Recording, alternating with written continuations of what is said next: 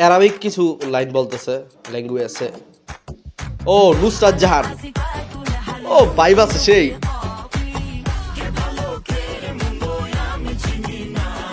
ভাই মাথা নষ্ট ভাই, কি বানাইছে এটা প্রীতম হাসান। হ্যাঁ সিরিয়াসলি বিশ্বাস করেন আমার জ্ঞান হওয়ার পর থেকে বা আমি যখন থেকে কন্টেন্ট বানাই এরপর থেকে আমি কোনোদিন এরকম বাইবলা বা এরকম অ্যারাবিক মিক্স করে কোনো বাংলা গান কখনো দেখিনি। আর লুক বাইব, তারপর গেট আপ টেট আপ সব কিছু মিলা থালাপাতি বিজয়ের অ্যারাবিক কুত্তু একটা গান আছে, সেই গানের একটা ফিল পাইতাছি।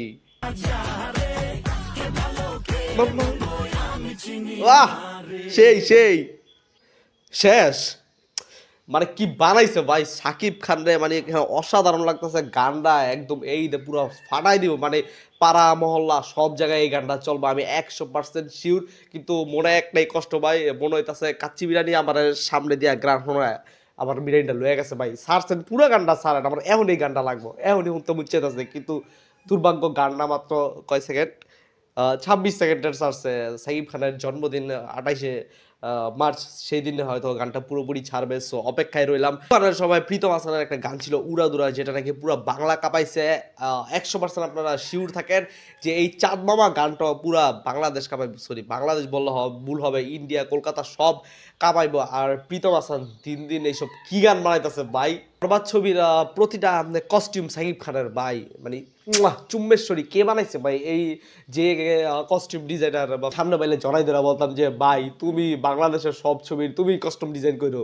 কারণ ভাই দেখেন মানে সাকিব খানকে এই জায়গায় প্রতিটা সিন, প্রতিটা মানে যা যা এই পর্যন্ত ক্লিপ তারা রিলিজ করছে সব জায়গায় রিচ লাগতেছে। রিচ বললো ভুল হবে, মানে তার অসাধারণ লাগতেছে। হয়তো আপনারা খেয়াল করছেন কিনা জানি না, প্রীতম হাসান যতগুলো গান রিলিজ করে তার গানগুলোর লিরিক্স খুবই সহজ সরল হয়ে থাকে, মানে সবার মুখে মুখে থাকে, সবাই সহজেই গাইতে পারে। এই জিনিসটা আমার কাছে খুবই ভালো লাগে। কিন্তু বর্মা আয়রে এই গানটা মানে পুরো এখনো শুনি নাই, জাস্ট ফার্স্টের হুকআপ লাইন টাইন এগুলো শুনে আমার কাছে ভালো লাগে গেছে। মানে বারবার রিপিট মোডে শুনতেছি। আমার মতো কে কে রিপিট মোডে শুনতেছো একটু কমেন্ট করে জানাও।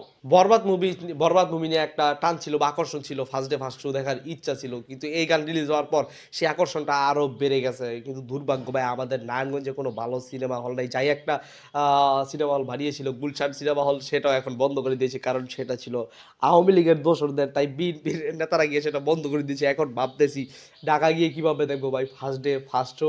আমাদেরকে বলতে চাই তোমরা কোথায় আছো, কার কাছে গানটা কেমন লাগলো সবাই কমেন্টে জানাও, আর ভিডিওটা বেশি বেশি শেয়ার করো।